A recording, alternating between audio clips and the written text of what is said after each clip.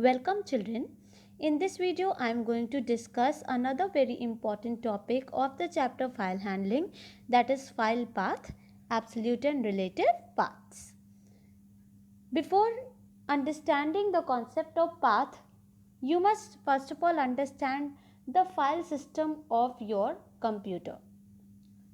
You know that hard disk of your system is organized in the form of a hierarchical structure which consists of files and directories. Means you know that you have hard disk on your system, and that hard disk is organized in the form of drives, right? So the files that you store on a hard disk are actually within those drives. So a hard disk is basically consisting of files and directories. What are files? Files are the documents that contain information, and directories are the folder that contain other files and folders, right? Hence they are also called which are also called subfolders or subdirectories. So directory is basically a folder within which you can have files or you can have subfolders, which are also called subdirectories. Okay, these directories are hierarchical, which means that they can themselves exist within other folders as well as contain other folders. मतलब ये directories ऐसे folder होते हैं जो कि किसी और folder का हिस्सा भी हो सकते हैं और किसी फोल्डर को अपने अंदर इंक्लूड भी कर सकते हैं. ठीक है. So these are basically containers which are containing the subfolders and files. That is why they have a hierarchical structure. Now few important terms that you will come across while understanding the concept of file paths. First is parent directory. Children, parent directory is the preceding directory in which a subdirectory or multiple subdirectories can be created. तो एक ऐसा folder जिसके अंदर आप सब folder create कर सकते हैं या मल्टीपल सब फोल्डर्स मल्टीपल सब डायरेक्टरीज क्रिएट कर सकते हैं. ऐसे डायरेक्टरी को या ऐसे फोल्डर को हम पेरेंट डायरेक्टरी कहते हैं. ठीक है. Then home directory. Home directory is the one where your files get stored by default. On Windows it is generally drive C. देखिए क्या होता है कि हर ऑपरेटिंग सिस्टम अपने लिए एक होम डायरेक्टरी पहले से डिसाइड करके रखता है. जैसे कि विंडोज़ पे बाय डिफ़ॉल्ट जनरली हमारी सी ड्राइव होम डायरेक्टरी होती है. बाय डिफ़ॉल्ट हमारी सारी फाइल्स जो हम स्टोर करते हैं वो जाके होम डायरेक्टरी में ही स्टोर हो जाती है. जैसे कि मान लीजिए आपने डेस्कटॉप पे एक डॉक्यूमेंट बनाया डायरेक्ट, तो वो डेस्कटॉप किसका हिस्सा है? सी ड्राइव का हिस्सा है. तो ऑटोमेटिकली आपकी ये जो फाइल क्रिएट हुई ये सी ड्राइव के अंदर स्टोर हो गई by default. Now if you want you can change its location to some other location, but by default it is getting stored in C drive. So C drive will be your home directory. Clear? Next is working directory. This refers to the directory that a tool assumes is the starting place for all the paths that you access. देखिए हर application जो आप use करते हैं system पे, जैसे कि you are using Python IDLE. Okay, whenever you create any .py file, it is by default getting stored in bin folder of Python. Okay, now this bin folder is present in some drive where you have installed your Python. ठीक है. तो for particularly for Python software, that is your working directory where your Python files are getting stored by default. ठीक है. तो इस ये working directory एक particular tool के लिए डिफरेंट होती है. ठीक है. सेम भी हो सकती है, डिफरेंट भी हो सकती है, लेकिन होम डायरेक्टरी पूरे सिस्टम के लिए एक होती है. Clear? So I hope you must be clear about the difference between home directory and working directory. आप जैसे नोटपैड पे काम कर रहे हैं तो आपके नोटपैड की फाइल्स एक पर्टिकुलर किसी एक ड्राइव में स्टोर होती हैं बाय डिफ़ॉल्ट. अगर आप कोई लोकेशन बदलना चाहते हो तो आप उसे बदल सकते हो, लेकिन बाय डिफ़ॉल्ट वो जहाँ स्टोर हो रही है वो नोटपैड के लिए वर्किंग डायरेक्टरी है. ठीक है. Now comes the important term path. Path is a sequence of directory names which give you the hierarchy to access a particular directory or file. अब path actually होती क्या है? Path is a sequence of folders और directories means directory names जिसके through आप किसी particular file या directory पे पहुंचते हैं. So path, as you know, its literal meaning is the way to something. So in the same way, जब भी हम सिस्टम पे हमें किसी पर्टिकुलर फाइल की लोकेशन देनी होती है तो हम उसको किसके हेल्प से स्पेसिफाई करते हैं? पाथ के हेल्प से. Now these paths are specified in two ways on your system. First is the absolute path, second is the relative path. Now absolute path means the path from the top most level of the directory structure, or you can say the path with respect to the root directory. मतलब जैसे मान लीजिए आपकी कोई file desktop पे stored है, ठीक है, और डेस्कटॉप पे जाने का जो हमारा पाथ है वो ये इस एग्जांपल में देख लो. सी के अंदर यूज़र्स फोल्डर है, नहीं सी ड्राइव के अंदर यूज़र्स फोल्डर है, फिर यूज़र्स के अंदर इंटेल फोल्डर है, देन इंटेल के अंदर डेस्कटॉप फोल्डर है, देन डेस्कटॉप के अंदर हमारी result.txt फाइल है. ठीक है, तो इस केस में ये जो हमारी सी ड्राइव है ये मेरी रूट डायरेक्टरी है. ठीक है, और इसके थ्रू हम इस फाइल पे पहुंचे हैं. ठीक है, तो एब्सोल्यूट पाथ हमेशा रूट डायरेक्टरी से स्टार्ट होती है. Clear? Now next path is relative path. Relative path is the path with reference to current working directory. मतलब आपको मालूम है ना, हर टूल के लिए, हर एप्लीकेशन के लिए अपनी एक पर्टिकुलर करंट वर्किंग डायरेक्टरी होती है जहाँ पे उसकी फाइल्स अपने आप जाके बाय डिफ़ॉल्ट स्टोर होती हैं. ठीक है, तो आप जब भी जैसे आइडल की आप जब भी कोई फाइल स्टोर करते हैं, .py फाइल स्टोर करते हैं, तो आपका एक पर्टिकुलर बिन फोल्डर है जिसके अंदर आपकी फाइल स्टोर हो जाती है, और वो बिन फोल्डर आपके सिस्टम की किसी पर्टिकुलर ड्राइव के अंदर होगा जिसमें आपने पाइथन इंस्टॉल करके रखा है. ठीक है, तो रिलेटिव पाथ हमेशा उस करंट वर्किंग डायरेक्टरी के रेफरेंस में आपको किसी भी फाइल की लोकेशन देती है. ठीक है, now it uses two symbols to specify the path with reference to the current working folder, current working directory. यानी कि ये दो सिंबल्स यूज करती है जिसके हेल्प से ये किसी पर्टिकुलर फाइल का लोकेशन बताती है. Now see, your current working directory से आप आगे भी जा सकते हो और उससे पीछे भी जा सकते हो in the hierarchy of your directories. ठीक है, तो एब्सोल्यूट पाथ में हम क्योंकि रूट एलिमेंट से ही चलते हैं, रूट डायरेक्टरी से चलते हैं, तो we always move forward. But in case of current working directory हम आगे और पीछे दोनों मूव कर सकते हैं. डिपेंड्स कि हमारी करंट वर्किंग डायरेक्टरी है कौन सी. ठीक है, you will be understanding this point with the help of examples. अब which two symbols are used here? First is the single dot, second is the double dot. Single dot denotes the current directory and points towards the child elements. ठीक है, तो मान लीजिए आपकी एक current directory है, आपको उसके चाइल्ड एलिमेंट्स पे पहुंचना है, तो आप उसके लिए सिंगल डॉट यूज़ करते हैं. और अगर आपको अपनी करंट वर्किंग डायरेक्टरी के पेरेंट डायरेक्टरी में पहुंचना होता है तो आप उसके लिए डबल डॉट्स यूज़ करते हैं. ठीक है, फॉलोड बाय बैकस्लैश.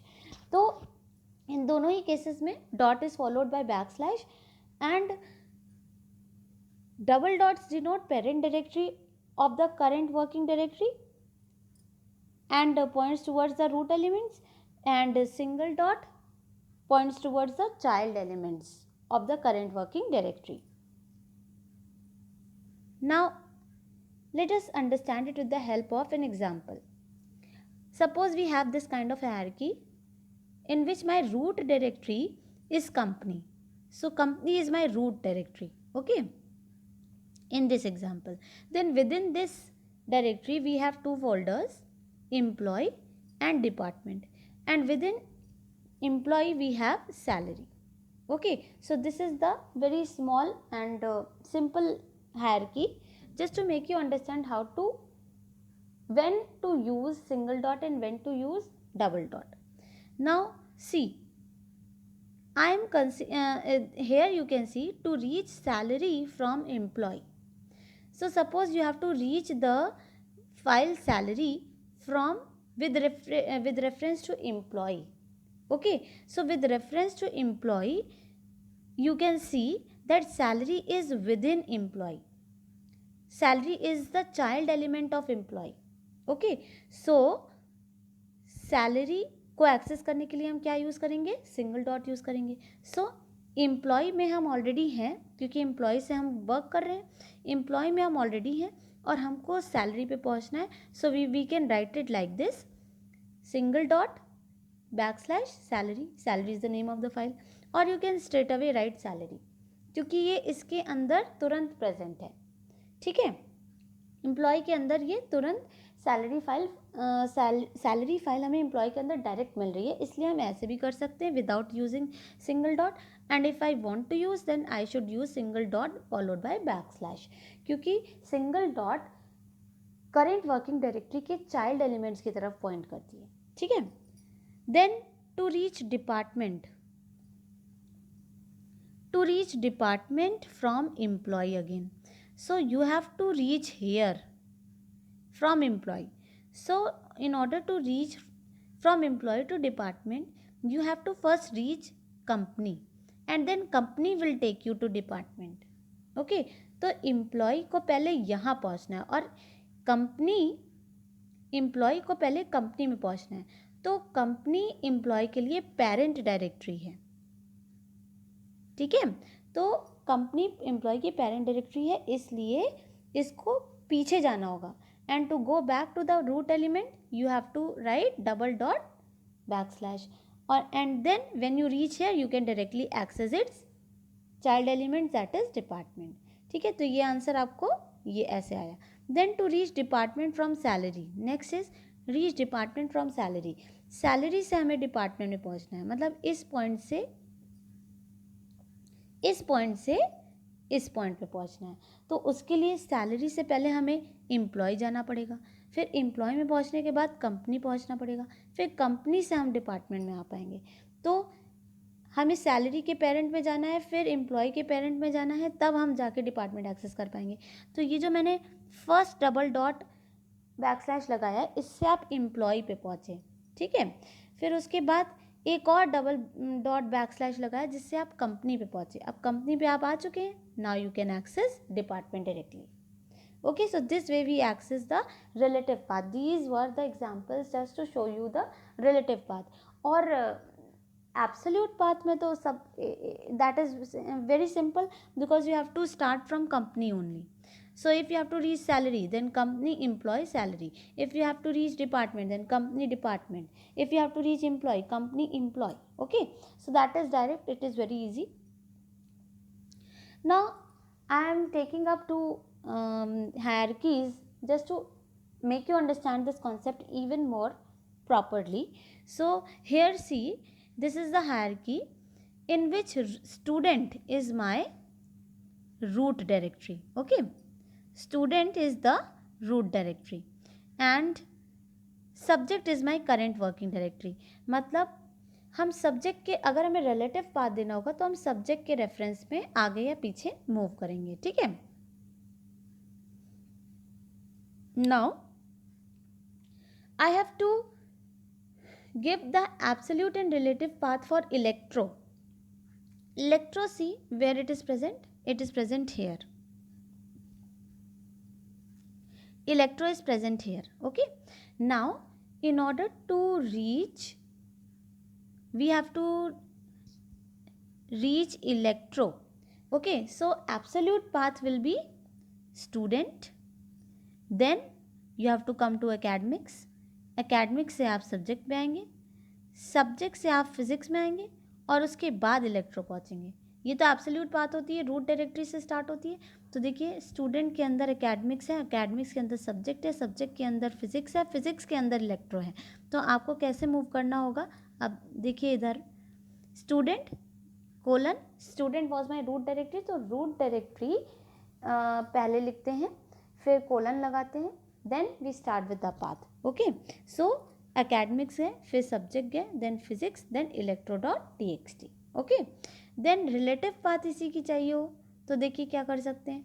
हमें रिलेटिव पाथ चाहिए, हमारी करंट वर्किंग डायरेक्टरी सब्जेक्ट है, करंट वर्किंग डायरेक्टरी मेरी सब्जेक्ट है. Clear, now I have to reach electro. So subject से मुझे फिजिक्स में आना होगा, physics is the direct child element of subject, then physics से इलेक्ट्रो में आना होगा, ठीक है।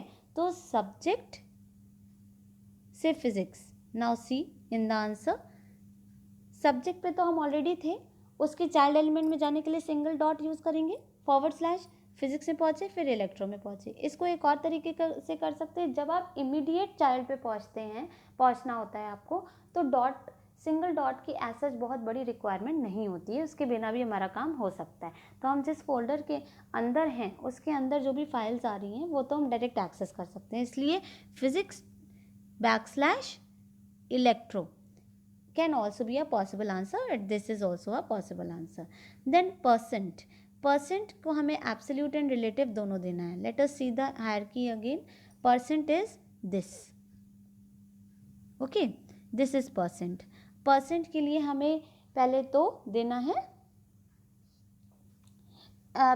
absolute path. तो percent पहुंचने के लिए स्टूडेंट से एकेडमिक्स में जाएंगे फिर परसेंट पे आ जाएंगे, ठीक है। So student academics percent, let's see the answer, see student academics percent. Then relative path, percent हम सब्जेक्ट पे हैं, ठीक है, हमारी करंट वर्किंग डायरेक्टरी सब्जेक्ट है, हमें परसेंट पे पहुंचना है, तो सब्जेक्ट से पहले एकेडमिक्स में जाइए, यानी सब्जेक्ट के पेरेंट पे जाइए और फिर वहाँ से परसेंट पे आइए। तो उसके लिए हमें डबल डॉट बैकस्लैश करेंगे तो यहाँ पहुँच जाएंगे और यहाँ से परसेंट पे पहुँचना है, तो ये डायरेक्ट चाइल्ड एलिमेंट है। तो देखिए कैसे किया, डबल डॉट बैकस्लैश से हम पहले एकेडमिक से पहुँचे थे एंड आफ्टर दैट हम परसेंट पे पहुँच गए। क्लियर। नाउ केम फाइल के लिए एब्सोल्यूट एंड रिलेटिव दोनों चाहिए। अब देखिए केम फाइल हमारी कहाँ है, it is here, chem is actually a folder. तो हमें इसका एब्सोल्यूट पाथ चाहिए, तो सबसे पहले student, then academics, then subject, then chemistry. Okay, so this is the path, student academic subject chem. Let us see the answer, student academics subject chem. Now relative path, in order to reach chem from subject, see chem is the direct child of subject, so you don't need single dot, you don't need double dot, you can straight away write chem, but you can make use of single dot also. So single dot backslash chem या फिर only chem will be the answer. See, you can see the answers. Clear? Then grades.txt, grades.txt देखिए कहाँ है, this is grades.txt। Okay, अब grades.txt के लिए absolute path, student academics, then percent, then grades, ठीक है, हायरार्की आपके सामने है। तो इसके लिए स्टूडेंट एकेडमिक्स परसेंट grades.txt पे हम पहुंच जाएंगे। Let us see the answer, see student academics percent grades.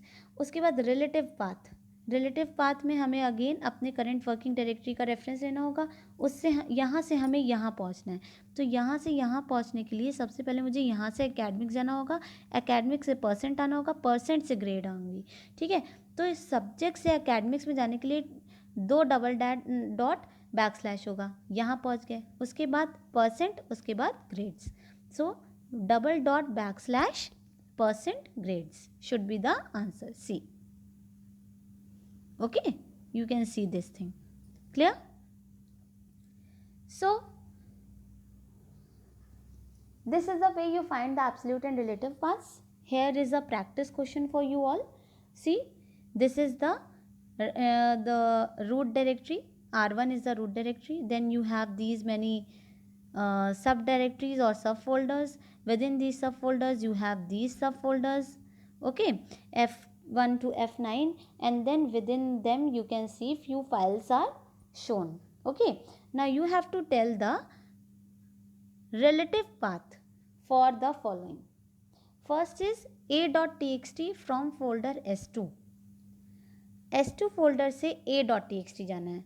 तो S2 से a जाने के लिए देखिए आपको रिलेटिव बतानी है, ठीक। सो S2 से हमें a.txt यानी यहाँ से यहाँ आना है। तो सबसे पहले यहाँ से हमें यहाँ आना पड़ेगा रूट में, रूट से हम फिर यहाँ आएंगे, फिर F1 आएंगे, फिर ए में आएंगे, ठीक है। तो S2 से R1 पहुंचने के लिए डबल डॉट बैक स्लैश लगाया, R1 पहुंच गए, then S1 F1 A, so double dot backslash S1 F1 A, this should be the answer. Let us check it. Double dot S1 F1 A. Now B dot txt from folder F4. B dot txt पे जाना है. This is B dot txt. You can see here. Okay. Folder F4. I think it was folder F4. Yes. Okay. So we have to access this from folder F4. So F4 से यहाँ पहुँचने के लिए सबसे पहले आपको S2 पे जाना पड़ेगा, S2 से आपको R1 पे जाना पड़ेगा, R1 से आपको S4 पे जाना पड़ेगा और उसके बाद आप B पे जा पाएंगे, ठीक है। तो यहाँ से यहाँ आने के लिए, मतलब F4 से S2 आने के लिए double dot backslash, then S2 से R1 आने के लिए again double dot backslash, then R1 पहुँचने के बाद you can access S4 then B, ठीक है। So let us see the answer. Double dot backslash. Sorry, double dot backslash. You can see here. ठीक है. Double dot backslash is there. Then double dot backslash. This way you reach the root directory. उसके बाद root directory से S4 और B. ठीक है. Then next question is C from F1. F1 कहाँ है? ये. और C कहाँ है? ये है। तो यहाँ आने के लिए आपको कहाँ जाना पड़ेगा? पहले इस S1 में जाना पड़ेगा, S1 से आपको R1 में जाना पड़ेगा, R1 से S3 में आना पड़ेगा, S3 से F5 एंड देन C। तो F1 से S1 जाने के लिए double dot backslash, S1 से R1 जाने के लिए डबल डॉट बैक स्लैश, फिर S3 F5 C। C the answer, double dot back slash S3 F5 C। तो यहाँ पे हम पेरेंट डायरेक्टरी पे पहुँच चुके थे, मतलब रूट डायरेक्टरी पे। उसके बाद S3 गए, F5 गए, फिर C डॉट txt मिल गया, ठीक है। Next is B dot txt from folder F8। F8 से B, F8 कहाँ है? This is F8, then A is here. तो यहाँ जाने के लिए क्या करना पड़ेगा? F8 से पहले S4, S4 से R1, R1 से S1, S1 से F1 देन A। तो F8 से S4 R1 यानी डबल डॉट बैक स्लैश, ठीक, फिर S1 F1 A। Let us see double dot backslash B from folder F8. Oh, I made a mistake. We have to reach from here to B. I thought it was A. Okay, sorry. So F8 से B जाने के लिए हमें क्या करना होगा? पहले S4 पे पहुँचेंगे, फिर S4 से B में पहुँच जाएंगे। तो S4 में जाने के लिए डबल डॉट बैक स्लैश, ठीक है, और उसके बाद B में डायरेक्ट पहुँच जाएंगे।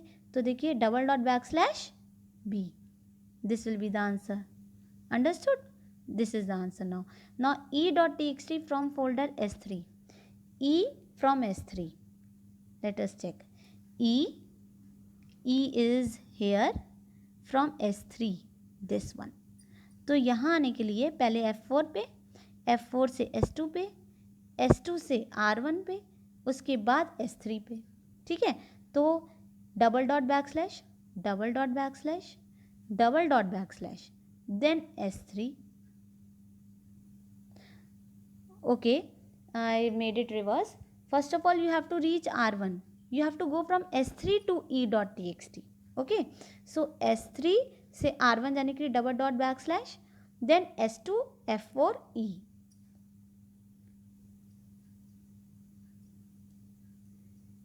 Double dot backslash S2 F4 E।